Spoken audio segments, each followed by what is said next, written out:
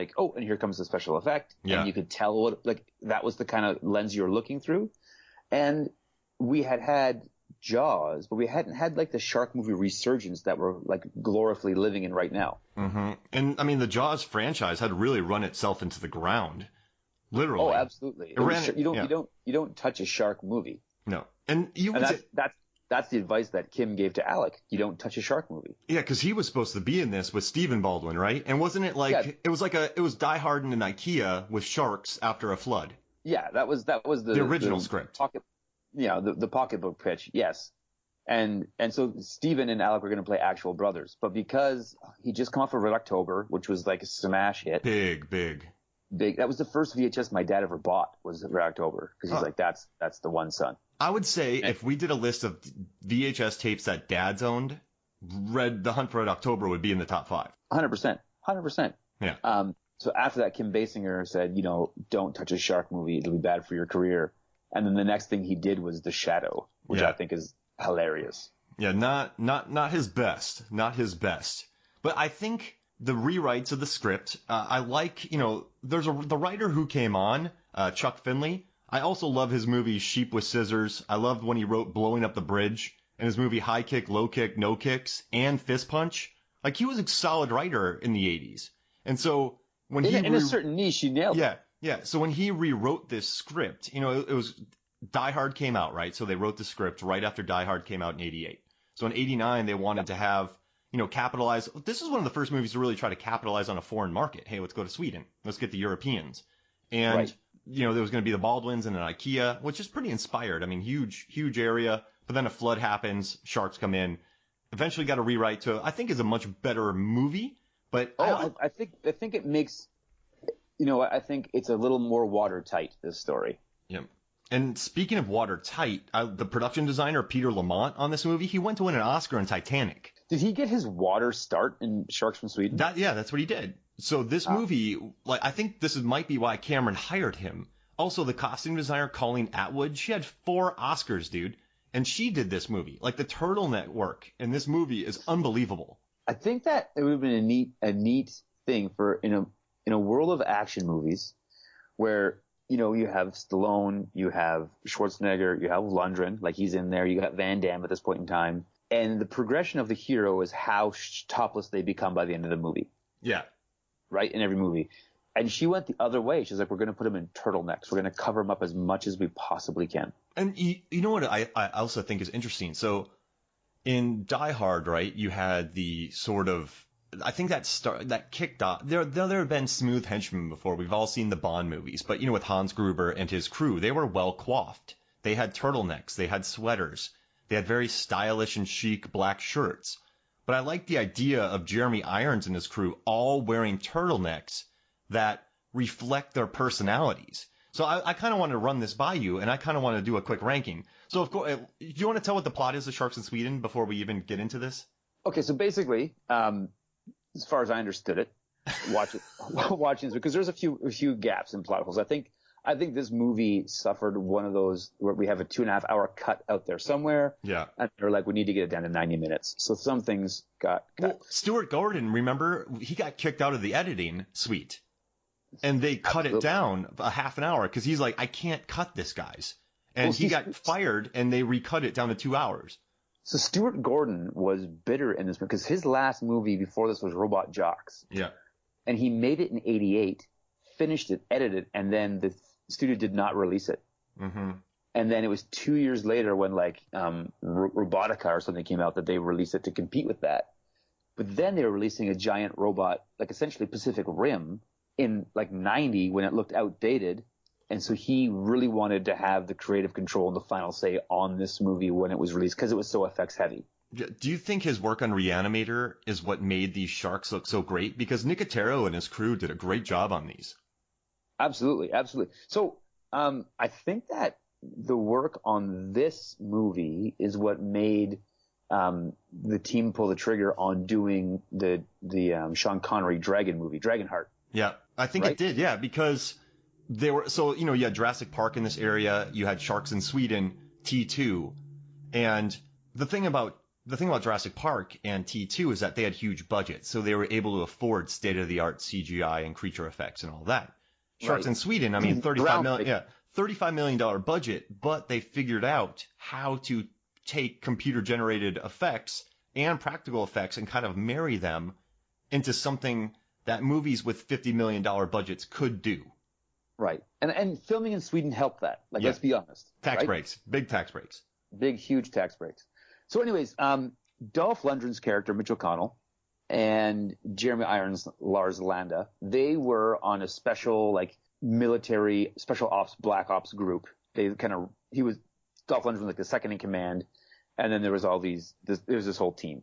And so Jeremy Irons started much like kind of an Italian job. When they would go do their jobs, he would also be working on the side, importing, exporting drugs.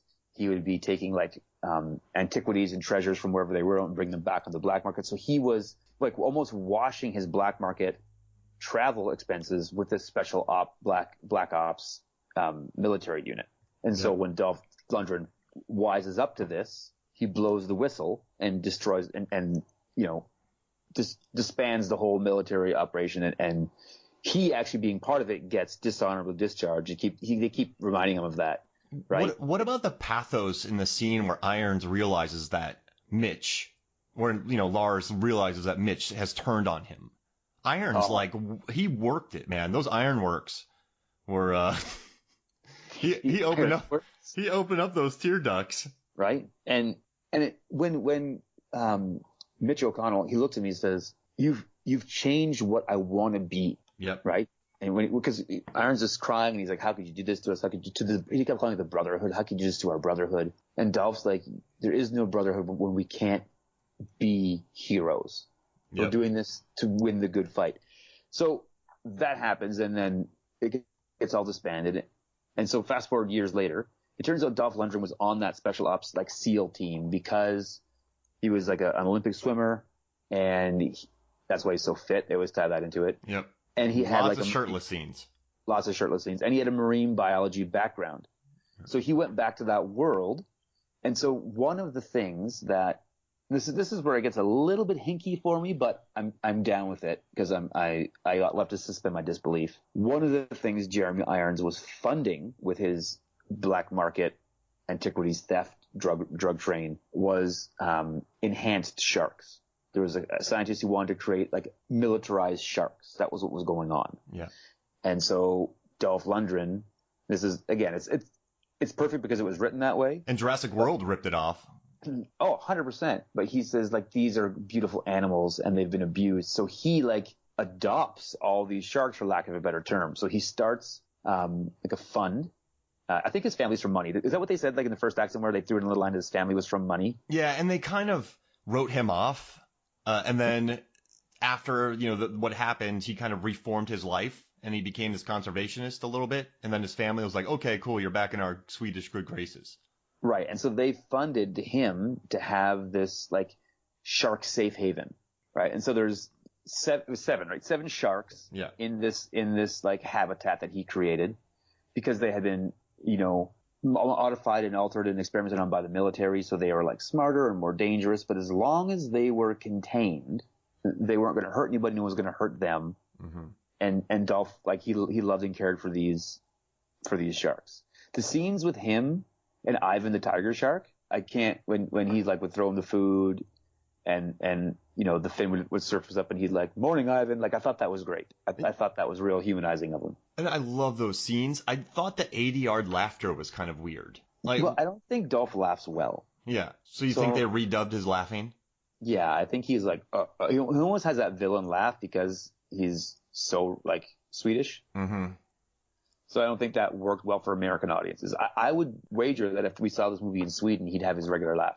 Yeah, they released a 2.5-hour cut out there. Yeah, and that's what Stewart calls the perfect cut. Yep. Of this movie. Mm-hmm. So anyways, what goes on is there's a museum in Sweden and they've uncovered like a large like bounty of buried treasure, like the biggest buried treasure reclamation in known history. So they want to put a big display on. So they want to, but because it's underwater for so long, they got to keep it underwater to display it properly, right? To keep its integrity. So they bring in this big tank and they want to have some sharks in there in this. And so they contact Dolph Lundgren. They say, you have this like shark habitat. And he really, the phone call where he's going over the specifications of the tank, I thought was a little unnecessary, but it shows a little bit of the story that like he cares about the safety of everybody. This is not what, he wants to make sure this is okay. That was 5 minutes. Yeah, of just like how thick is the plexiglass? How reinforces the steel? Is it high? Where does it come steel? from? Right. That's crazy that Canadian plexiglass is the gold standard. Did you know that before you watched this movie? So I'm Canadian. We're very proud of our plexiglass. Oh, okay. We have a big Lexan industry here as well. So Plexi and Lexan are we're very commonplace here.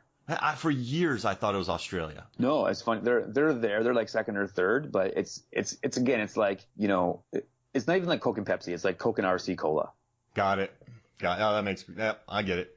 That's very good. I like that. This museum brings in this big shark tank with these 7 sharks in it. Dolph Lundgren's on site to make sure the sharks are healthy, well maintained. And they're going to have this display in this museum to show off this buried treasure. That's Armageddon. That gets us to where. So it's like the rich guests. It's like the rich guests walk through the lobby. There's some sharks. As they walk through and see the exhibit, there's some sharks. Like it's like a theme. Like, and they're spread out all through the museum. I'm not going to lie to you. Those tunnels they had from tank to tank that the sharks could swim through. I don't make a lot of money. I would take my savings and go see that exhibit if it exists. That would be sweet. We got to give it to Peter Lamont because he used 4 stages in Bulgaria, which was interesting. So they wanted to shoot in Sweden, and so they did the exteriors in Sweden, but they did the interiors in Bulgaria. And so what they did was they built these massive tanks, right? And then they built sets on top of the tanks. So, Abyss had done it before, 89. So they kind of studied they saw what James Cameron did, and he's psychotic. So they just went, okay, we're going to do it this way in Bulgaria. And it was really, like, the set design is beautiful in this movie for a $35 million movie. Right, 100%. And the other thing about this is, have you ever been to a Ripley's aquarium? I have. Did you think the same thing I did when you're like going through the shark lagoon, where I'm like, they've seen sharks in Sweden. This seems just like exactly what that was. Yeah, it's kind of funny. I think in 96, I went to my first one, and I had a VHS copy of Sharks in Sweden. And when I saw it in 96, I was like, hey, Mom, check this out. Look, these are the same thing from Sharks in Sweden. She was like, yeah, I don't care. So it's been burnt in my memory, man. So what you're talking about, I was really hurt by that, and I still remember it. So we got our first Ripley's Aquarium in Canada like 5 years ago. So I went and took my kids 5 years ago, and in that moment I had the same experience. I was like, Heather, this looks just like Sharks in Sweden, and she's like, I don't care.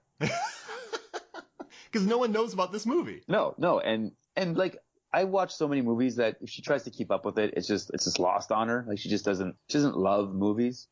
She likes actually my wife's favorite movies are like Hallmark Sunday afternoon movies. Got it. That's where she's like, yeah, Sarah Plain and Tall. That's the perfect movie for me. So, it's all good. Yeah. We still love each other. We got over it. Well, I mean, tomatoes, right?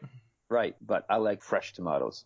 I mean, who doesn't? Like the Fast and the Furious movies, those fresh tomatoes. Yeah, super fresh. But then it turns out that Jeremy Irons and his team is still together, but they're not a special ops. They're just like a Italian job style crime team. And so they are coming not to rob the sunken treasure, but to rob everything else in the museum. And they're going to use, they know the sharks because they did the tests on them. Mm-hmm. And so they know their plan is to flood the museum, release the sharks as a diversion so they can get out with the art. Yep. Bad plan.